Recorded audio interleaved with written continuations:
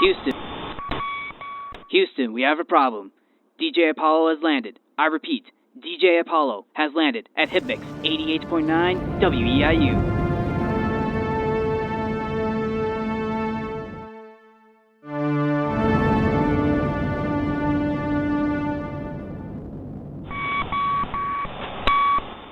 Welcome to the Tales of Music and Film podcast. I am DJ Apollo, and today I'm very excited because we are back on the topic of music. I've taken a slight little break from it, but I'm back, and the album today I'm very excited to discuss. But I will not be covering the album alone. I have my good buddy. It's Preston. Yeah, Preston's back on, as you may remember. Him and I, not too long ago, we covered Billy Joel's famous album, Nylon Curtain, and that one was a load of fun. You can find that in the podcast list. And today, we are covering... what album are we covering today, Preston? We are covering Elton John's Goodbye Yellow Brick Road. Yeah, and little fact, I have never listened to Elton John music up until this point. I was not a fan of his music. I knew about him as an artist, but I never listened to any of his work before. And I listened around to a good half portion of the album, and I am just blown away with how amazing all the songs are. I think this record is very beautiful, and I love the writing and the stories they tell, the sound. It sounds incredible. I think this is an extremely amazing record, and I'm very excited to get into what makes it so good. So, to give you a little bit of basic facts about this record, it was released on October 5th, 1973. So this record is going to be turning 50 years old next year. That's pretty crazy. And the album features 21 songs, giving it a 76 minutes and 20 seconds length. And it features many genres, including rock, pop music, pop rock, soft rock, glam rock, and progressive rock. So this whole thing is just a mix of music genres into one record. Now, Preston, I'm going to start with you. I got to ask you, why do you love this album so much? Well, to tell you the truth, a big part of it is just connected to television and film, because songs like Goodbye Yellow Brick Road and Benny and the Jets have been iconically used in so many things. One that comes to mind is the last episode of season 3 of The Boys uses it in a phenomenal way. Oh, yeah, that's awesome. And fun fact, I was actually introduced to Goodbye Yellow Brick Road because the song was brilliantly used in the new Ant-Man 3 trailer. Yes, it was. Yeah, and I thought that was such a good choice. There was something about that song that fit the trailer. I can't imagine the trailer using anything else but that. Yeah, I honestly think it's foreshadowing for a theory that I have about Marvel, which I'm not going to share on here because I don't want to make people angry if I get our audience thinking about something very dark. But I think that to put it blankly, I think that my theory with that song is that Ant-Man is saying goodbye to something very important to him. Mm-hmm. There's also some theories that Ant-Man might die in this movie, but those are just theories. We don't know what's going to happen, but that song may or may not be foreshadowing something. We're not sure yet, but to go through some of the songs for you on this album, there are so many hits on here, like obviously the classic Goodbye Yellow Brick Road. It's like, Preston, Why do you think this song stands so well on its own? It is just the epitome of everything Elton John is known for. Like, this is the most Elton John song I've ever heard. Oh, yeah. I wouldn't be surprised if this is like one of his most played songs. It is. It has to be. Along with Benny and the Jets, actually. Oh, I bet. Which we'll get to in a moment. Which we'll get to. But yeah. This song, I just thought it was so amazing. Now I gotta get this off my chest. The piano playing on this, holy cow! So we talked about Billy Joel before. Yes. This sounds like a sidetrack, but it's not. My dad saw Billy Joel and Elton John in the same concert, and they played a song on the piano together.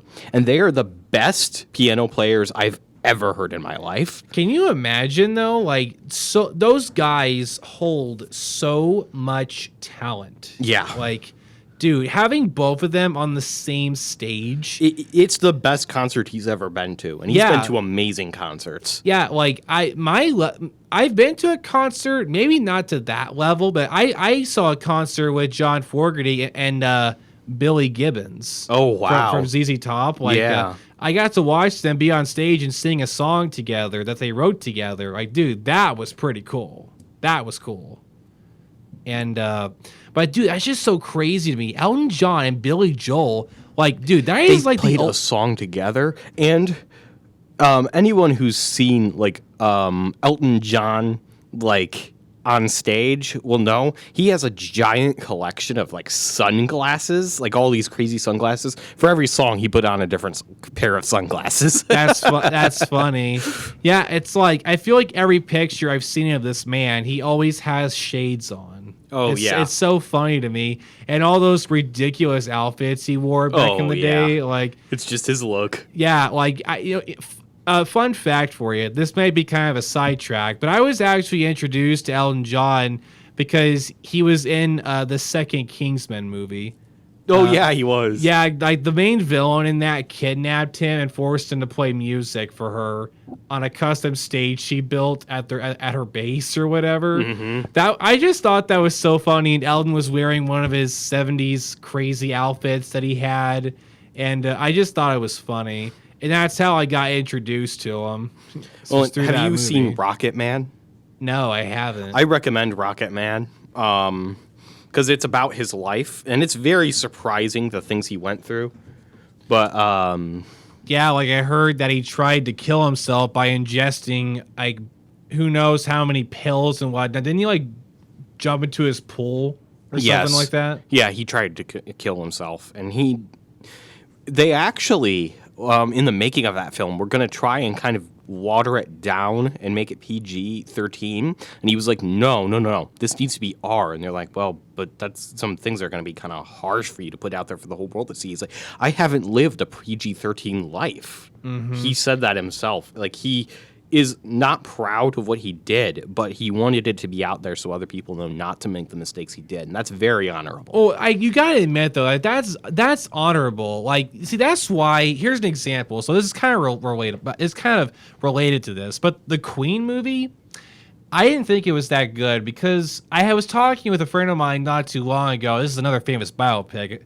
It's called Bohemian Rhapsody, about the life of Freddie Mercury in the band Queen, and that movie really butchered the history, in my opinion. Like they did. They added so many things that never happened. And like Brian May and Roger Taylor really made them, like the fact that they were allowed to help work with the movie, I thought that was a mistake because Brian especially, he made himself look like he was the goody good guy. Like the other three band members, like they were made to look like they never did anything wrong. But they did. But they did. And the movie makes it look like all the drama that happened between them was all Freddie's fault. Well, Freddie and then that one other guy. And which, to be fair, that other guy was horrible, and he was the main cause. Yeah, but like that was just one thing though. Like they all contributed in some way, yeah, including Freddie. Including Freddie, yeah. But the fact that the movie made it look like it was all his fault, I thought that was just wrong. Yeah. Like, the guy's been dead for 30 years. Like, he's not here to defend himself. And you're going to portray your friend like that on screen. If that was the truth, then it would be fine. But it's not the whole truth. It's not. And that's why I love how Ellen was like, listen, I am not going to, butcher up my history. I want this to be as perfect as it can be. I want my story told exactly how it was.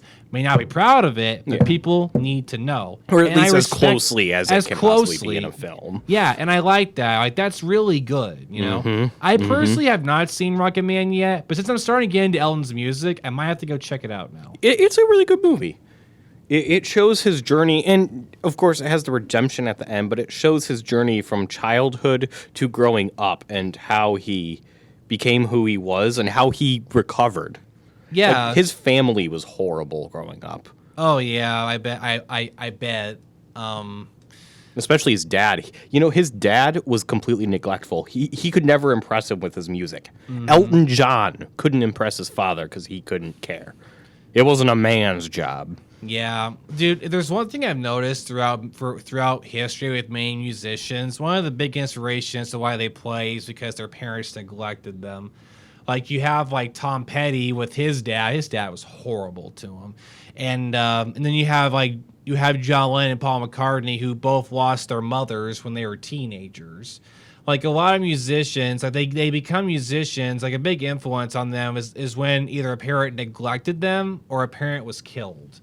And that was like and that's what got them into writing music. It's really sad, but I mean, that's a case for a lot of musicians, Like, yeah, they wanted to show their parents who neglected them, like, I am good, and I can make a difference. They wanted to prove them wrong. Right, exactly. Yeah, and so another song on here that I loved was "Candle in the Wind." Like, dude, I love that one. Yeah, like, "Candle in the Wind" is a gem. That is a gem for sure. But here's the thing, though: it wasn't exactly a hit, though, was it?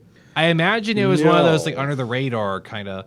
I'm sure it was foreshadowed by others. Yeah, absolutely. Yeah, dude. Candle in the Wind was beautiful. It's just it's 3 minutes and 50 seconds. It didn't feel like it. It was so good. It just goes by in the blink of an eye. And honestly, I think he's singing that song about himself. You think so? Yes. Like, I'll pull up the lyrics. Oh yeah, sure. Go ahead. So he's gonna pull up the lyrics here on his phone because what we like to do is we like to pull up some of the song lyrics because we did this with the Billy Joel album recording. Yeah. Like we really kind of went into specific parts and lyrics. So did you find it? Yeah. So the part I'm talking about, it's just an excerpt from the song. And I would have liked to have known you, but I was just a kid. Your candle burned out long before your legend ever did. Loneliness was tough, the toughest role you ever played. Hollywood created a superstar, and pain was the price you paid. Mm-hmm. Dude, that is like deep. Yeah. That's like deep capitalized. Like, that's crazy. Like, I think that part's talking about his father. It sounds like he's talking to his dad. In a way. Well, yes, but then it starts talking about Hollywood creating a superstar and pain was the price you paid. That's what makes me think he's talking about himself. Oh, you think so? Like, I think it's talking about, like... Maybe it's a mix of both. Maybe. Maybe it's a mix of both. Like, when I hear that part, it kind of made me think I would have liked to have known you, but I was just a kid. It might be talking about his dad, but the rest of it's talking about him. Oh, yeah, that's definitely, like, on him. And just to backtrack for a minute, what do you think of By Yellow Brick Road? What do you think that song was talking about? That was By Yellow Brick Road? Honestly, so this album came out in 1973. So it's kind of early, but my theory is that was basically his conclusion of like, my life is a mess right now, and like I need to basically go to rehab. I need to get clean. Oh yeah, because like I'm pretty sure that like around this time, like wasn't he like in his like late 20s, early 30s? I'm pretty sure. Probably. Like, yeah. Here, I'm actually gonna look that up right quick. I'm kind of curious what his age was. Let me look it up. So I'm going to take a quick minute here and look up Elton John. So right now, so he was born March 25th, 1947. He's currently 75. So he was born in 47. So he'd be 20 in 67. Well, actually, okay, so he checked into rehab in 1990. So that's way before 1990. So that's probably not what that's about. Oh. But yeah, he would have been he would have been 25, 26 years old when he recorded this. Yeah, so he probably would have been at the height of his drug use and who knows what else. Mm-hmm. But I have to agree with you though. When I'm listening to this, the part of him talking about how like my life is a total mess, I feel like that could be it. Maybe not talking about rehab, But I think him talking about like, listen, I'm just gonna admit it, my life is crap right now. Yeah. And I don't see any ways of fixing it. You know, like goodbye that perfect life I once had. Like it's gone. You know, right? Like that's what I get when I listen to Yellow Brick Road. Well, and I just looked up what a possible meaning is. It says the song expresses a desire to get back to one's roots, a common theme in early lyrics. So it's basically, it's not really about specifics of what he's going through, but it is kind of him longing for simpler times. Like you said, like my life is a mess right now, and I wish I could go back to the way things were. Like, oh yeah, back when things were simpler. You know, like yeah, like we'll do the lyric thing again. Like he says, I should have stayed on the farm. I should have listened to my old man. His old man, who was like neglectful of him. It's almost like he's saying maybe he was right, that I shouldn't have gone this route. Well, I mean, like, I feel like with everybody, I feel like a lot of people reach that point, as not everybody, but I feel like a good portion of people always get to that point in their life, or once in a while they think about, what if I'd went a different route? Yeah. How would things have turned out? I'm convinced everybody has that thought go past their head at some point. Like, what if I decided to take that different career route? How my life would have turned out, you know? Because life is a complete mystery, and, like, things happen that you just cannot plan no matter what.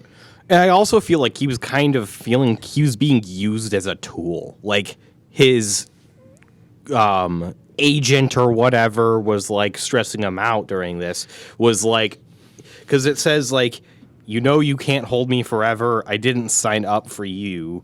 I'm not a present for your friends to open. This boy's too young to be singing the blues. I feel like he was just under so much pressure all the time. And it stays very general, because at that time he wasn't ready to open up, I'm sure. Like, he was young. Oh, yeah, dude, he wasn't that much. Dude, he was only 2 years older than me by this time. So, like, at this point, he's kind of still a kid, if you think about it. Mm-hmm. Like, I would say, dude, like, early mid-20s, I don't necessarily consider that adult age. Like, you're a young adult, but it's like you're still kind of a kid. Yeah. You know, like you're not a teenager, you're not a kid, but you are not completely developed. Like, that's still kind of a bridge over to the rest of your life. Yeah, like you're still, yeah, exactly. And but dude, I gotta agree with you. Like, that's some deep stuff though, about like regretting like certain life decisions and stuff. And he was in his 20s. Like, can you imagine? It's like you're only in your 20s and the regrets are already piling up. Yeah. Like, that's crazy. And now, of course, we have to get to another song that I loved, Benny and the Jets. Oh, Benny boy. and the Jets, dude, a classic. A straight up classic. I wanted to listen to this on repeat. I don't know how many times. Like, this one was just chef's kiss, just beautiful. And now, what did you like about it, Preston? It's just catchy. Yeah, Benny dude. and the Jets. Yeah, it's just like, dude, dude, this is like prime example, just a catchy song. Oh, yeah. And like, the seriously. piano really comes out in this one. And in Yellow Brick Road, it comes out at the beginning. Yeah. But I feel like with this one, I kind of feel like my 2 cents here is like, I feel like the piano play really picked up at the halfway point. Yeah, it's like that makes sense. You can kind of hear in the background, right? It's like it's building up. Yeah, you know? I see what you're saying. Yeah, it's that's like, a really good point, Krista. I never thought about that. Well, you know what I mean? It's like, okay, he's playing. Wait a minute, it's getting louder and louder and louder. It's like do. It's like just building up. Like the rubber band is stretching, breaks. You know, like that's a really good point. Yeah, that's how I felt listening to this. It's like, oh, you think you're hearing this? I'm just getting started, you know. And but yeah, dude, that song though, it's incredible. It's a very good. And also, I want to backtrack for a minute. We actually skipped one. The opening song. Let's see. It's called "Funeral for a Friend" -- "Love Lies Bleeding." And dude, this one I thought was really good too. Now, I was kind of confused with this song. Do you know what it was trying to tell us? I was a little confused. Like, I'm listening to Benny and the Jets? No, the opening song on the album. It's called Funeral for a Friend - Love Lies Bleeding. Oh. That's the opening song on the record, and I really like this one, but I was really confused on what he was saying. Like, the lyrics, I was really confused on. Do you know what he was trying to say, maybe? I'm kind of refreshing my memory here real quick. Yeah, you're good, man. I think it's a song about heartbreak. Yeah, because like when I'm listening to this, I got a sense it was a sadder song, but I wasn't sure. It had like, I'm listening to this, I had trouble making my mind out. Okay, is this happy, sad? I couldn't really tell. But like, do you think it's a sad song? I had a hard time making. Absolutely, I do. I think that it's about a couple of relationships. It really is. The answer is right in the title, where it's like he's singing about the loss of a really close friend, while at the same time, a love life. Mm-hmm. So perhaps it's a close friend that he loved, and in some way or another, whether it was through a death or they just drifted apart, he's no longer close with that one or two people. Oh yeah, exactly, and dude, and everybody goes through that as well. Mm-hmm. Like we all go through that, like relationships or friendships that we wanted to keep, but just it was out of our hands. You know? It's funny that you put it that way, because there's a lyric that really highlights your point there called. Oh really? Okay. Like all the burning hoops of fire that you and I passed through. They're literally going through something tragic, and you were just talking about everyone going through that. Yeah, exactly. Everyone goes through the burning hoops of fire. Yeah, definitely. Now, Preston, I want to ask you, what were some other songs off of here that you really liked? I really like Saturday Night's All Right for Fighting. Okay. So what makes that one really stand out to you? I think that song is just about him having fun, and not necessarily in a good way, because, well, once again, he's singing about his old man, calling him a drunker. He's saying, my old man's a drunker than a barrel full of monkeys, which is kind of a funny way to phrase it. But okay. In other words, he's drunk and he's going crazy. And then... Sorry, someone just came. Yeah, no, you're right. The studio. We had an unexpected visitor. Our friend Beeves walked in on us, and he made the funniest face. Yeah, that anyway, face, that was hilarious. Anyway, so he says, "My old man's a drunker than a barrel full of monkeys, and my old lady, she don't care." Which his mom was also terrible growing up. But then he talks a lot about just having fun, but he's going through a lot of crazy stuff, like just going and abusing alcohol, like going all over town, like like a crazy teenager. Oh yeah, so this is literally like this is him in his off time, just like partying the heck out. Oh yeah, like without a care in the world. And I'm sure there is a lot of truth to his life hidden in these lyrics, but like it's not happy, but yet it's still a fun song. Oh yeah, and a lot of the songs are kind of depressing. Oh yeah, exactly. Like yeah, but I feel like with this one, it's like don't like the song's like okay, it's a happy feel good, but at the same time, don't do what he's talking about. Yes. Yeah. This is not life advice. Like, and Elton John is not the only musician to have songs like that. Yeah. Oh no. Like, dude, the list of musicians who have wrote stuff like this, like that is a whole rabbit hole that would take us hours to cover. Now, I gotta be honest though, another one that I really liked. It had this funny title. This is track number 5, right? It's called Yes. This Song Has No Title. I thought that was so funny. Like, that was a good song. I wonder why they went with that title name. Just like, you know what? We can't think of a title. So you know what? This song has no title. I just thought that was so darn funny. I know. It's so sarcastic, but it works. Like, do you know, I had trouble with this one as well, trying to figure out, like, here, I want to pull out the lyrics for this one, because I was a little confused with what he was trying to talk about in this one. I don't know if little fact for you, what a lot of musicians will do with some records, and I don't necessarily like this, they'll write like 2 or 3 songs that are like the hits, then everything else is kind of like a filler song. Like a band that's really known for doing this are the Stones. Like you'll notice in a lot of their records that they do a lot of fillers. They're kind of just there to get the album to a certain length or something like that. But I feel I honestly, sorry, go ahead. I was gonna say I feel like with this record though, it's not really the case. I feel like all 21 songs really stand out on their own. I agree. And each one's trying to tell you something. Like none of them feel like a last minute kind of pitch to fill it up. Yeah. I think, well, and that is definitely explained considering how insanely long this track is with 17 songs. Like, all of this had to have a purpose because you don't make filler songs and have 17 songs. Well, this album is actually 21.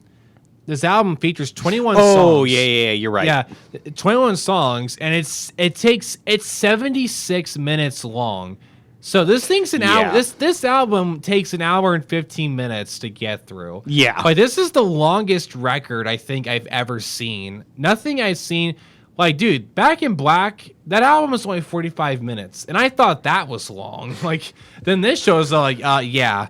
Hold my beer. You think Back in Black's long? Allow me to introduce myself. But yeah. So the lyrics in this song has no title. There's stuff like "Let me drink deeply from the water and the wine, light-covered candles and dark, dreary minds. Look in the mirror and stare at myself and wonder if that's really me on the shelf." So I'm wondering, it's like he's like looking at himself and doesn't like what he sees. Yeah. Like you did. I think what I get. Well, and earlier on, it talks about like a bunch of like later in the song, it talks about like in a vast, high-powered rocket to the core of the sun, like something insanely fast. And I think that combined, things like that in the song combined with what you were just reading, is that he feels like his life is flying by, and he feels like he doesn't have time to live. He's just kind of on a wild ride, and he doesn't like what he's seeing, and he doesn't know how to get off that rocket. Oh, dude, that's so good though. Like, yeah, like that is very true. It's like for a lot of people, depending on your career, life goes by in the blink of an eye, and it doesn't slow down for anyone. So it's like you better know exactly what you want to do, or like you're going to be strapped to this rocket from beginning to end. Like you're not going to be able to get off of it. And it ends with him saying, "If we're all going somewhere, let's get there soon." And that's almost like he's wishing he'd die. Like, as dark as that is, it's like this ride is crazy and I don't know how to get off and I don't like what I'm seeing, but I just hope we get to our destination soon. Like, that's depressing as hell. Yeah, it really is. Like, that is very depressing. See, that's your thing about this album. It's like, dude, it's like with Nylon Curtain. It's just like, I'm seeing stuff on this. Like, dude, the tracks on this with the subject material is deep as hell. Like, oh yeah, like I've never seen an album talk about such deep, like topics. Like we're talking drug habit, like oh yeah, partying yourself to death, your life just turning to dust. Yeah, and like your friendships are going south real quick. Your own parents neglect you. It's just like, dude, it's just crazy. And like, full disclosure here, Elton John, if by some miracle you're listening to this. Yeah, by some miracle. You're not. But if you are, and we're getting this completely wrong, we mean no disrespect to you. It's just the way we're interpreting your lyrics. Yeah, like, dude, like it's so funny. Do you remember that time you brought up Don McLean's American Pie? How yes, dude, it's just like with every artist, people take songs in so many directions. Where the artist is just like, look, I did not write this with any of those thoughts in mind. So it doesn't mean they're wrong. No, because no. Music is supposed to connect to people in different ways, and that's what gets people talking. Like, dude, I do this all the time. Like, I listen to AC/DC songs, for example, and I talk about, like how. Like, I think that, well, it's kind of confirmed, but I think, like You Shook Me All Night Long, like, that whole song is literally talking about going to a party and, like, dancing with a girl and then coming back and sealing the deal, if you will. Yeah, You know that's what a I good way mean? to put it. Yeah, like Brian wrote that song because he was watching TV. He was newly divorced when they were making this album, and he saw a channel with the old school Playboy girls on there, and that's what inspired him to write the lyrics for "You Shook Me All Night Long." And the whole thing to me is it's just about going out and partying with girls. Oh, yeah. And maybe it could mean something else. That's just how I interpret it, Yeah. But Well, yeah, and, like, back to the John McClane American Pie, we could do a whole episode just on that song alone. yeah, like, dude, that song is literally just 8 minutes going through the late 50s all the way to the early 70s. Like it covers, like, a lot of historical moments throughout the 60s. Yeah. Is particularly a very tragic death of upcoming musician Yeah, who never really exactly. got to his peak when he was incredible. Yeah. And something really sad about that musician, I can't remember his name. Wait, If you could look it Are you up. talking about the day the music died, the musicians that were killed? Yeah. Yeah. Like, Buddy Holly. Buddy Holly, thank you. Buddy So I was Holly. like, I'm not about to just gloss over that and No, not no, find no, out no. his name. No, But no. Buddy Holly's death, what's really sad is he was going to drive. He was going on there because he was worried about doing laundry, and he could have like gone on a bus, but he was like, you know what, I need to get there faster so I can do some laundry, because he was like dirt poor at the time. And his friend jokingly said to him, I hope the plane crashes, and he jokingly said, I hope the bus breaks down. Yeah. And then he died on the plane, and for years that man blamed himself for what happened. But it's Yeah. like, you didn't know. Yeah, and that was Waylon Jennings, by the way. He was the one who said to Buddy, Yeah. like, I hope your plane crashes. And And for years he blamed himself for that and felt horrible about it. yeah, exactly. Like, and we won't go any more detail about it, but if you're interested, you can find there is a good hour-long documentary about this very thing called. It's a 1-hour special. It's called "Behind the Music: The Day the Music Died." You can find it on YouTube, and it goes through that whole story. It's very surreal on the events that took place. Yeah. On that night in 1959. But that was a little thing on that. But yeah, to get back for a minute, like Don McLean's American Pie is the prime example of how songs get people talking about what they might think the artist is talking about. And same was like me and Preston is talking about what we consider to be what Elton John is talking about with a lot of the songs on this album. And that's what I like about this. It gets us talking, like I enjoy that stuff, like Absolutely. talking about like what we think the song might be, or why do you like it? Why does it speak to you? Like, I find that very fascinating. Right. That's why I personally like some of our music episodes more than the film episodes even. Yeah. Because music there is just something special about it that really just gets people talking, and just it's such a fascinating subject to me. And getting to listen to this new album, like I've been trying to find new music to get into. Elton's music, to say I was blown away is a complete understatement. I had no idea the man wrote this deep of songs about how cruel life can get for some people. And he doesn't hold back on them whatsoever. He tells you straight up, just like how he's feeling. Of course, he's got his fun songs. Like, it's not in this album, but Crocodile Rock. Oh, yeah. That song is not that deep. It's just fun. It's just him having fun. Yeah, exactly. But he mixes it well. Yeah, he mixes it well. We're probably kind of running out of time. Oh no, here, yeah. I was trying to think of a good way to end this song, but yeah. Well, we should probably mention the new channel coming up. Oh yeah, absolutely. So another brief mention. So me, Preston, and our buddy Aiden, we're in the middle of figuring out how to get a new podcast going called Too Much Chaos, Not Enough Film. And in this podcast, it'll be the three of us for now. And we're not going to be filtering ourselves, and it's not going to be censored either. It's just going to be an uncut recording of us going over films that we don't necessarily like, and then it's literally just chaos for 1 hour of us just going off on why we don't like this movie. Yeah. We recently just covered the first Hunger Games. It is not up yet. We're still doing some work on it. The show is a work in progress. We're just testing the waters right now. We're trying to figure out how this is going to work and what works and what doesn't. It's a work in progress, but we are liking what we see so far, and we're having loads of fun doing it. And it's a nice little change of pace from doing Tales of Music and Film. So I'm very excited to get that up. We're still in the middle of figuring out what our next movie is going to, what the next movie is that we're going to cover. But whatever it is, we're going to have one heck of a time. It's going to be so much fun, and I'm looking forward to it.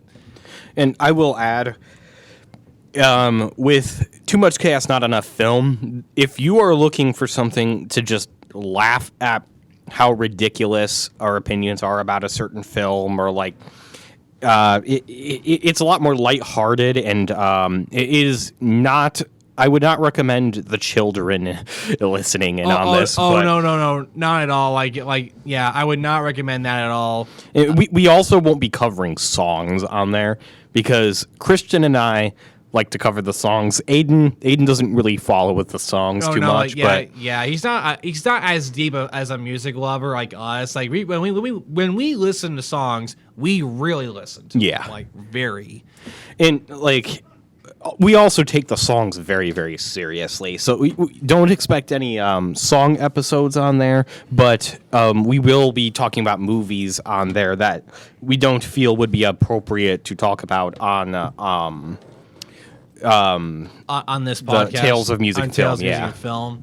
Yeah, so I'm very excited to get that continuing, and that covers our review for the Yellow Brick Road album. And Preston, I just want to say thank you. He was the one who came up with the idea of covering this album. I'm so happy that we did that, and this was a lot of fun. And Preston, overall, did you have a good time? Oh, absolutely. And I felt like Elton John was the best guy to cover since we just did Billy Joel. Like they are kind of like two halves of the same whole. Like they're cut from the same cloth. Oh yeah, exactly. I would have to agree 100%. Like they're both just like Elton is an amazing musician, same as Billy. Oh yeah. And I'm so happy we got to cover both of them on the show. Like that was not planned at all, and I'm very happy that I was given the opportunity to listen to new material. Oh, yeah. Yeah. And so that wraps it up for today's recording. I hope you enjoyed this one. And until next time, I am DJ Apollo with Preston. And you're listening to the Tales of Music and Film.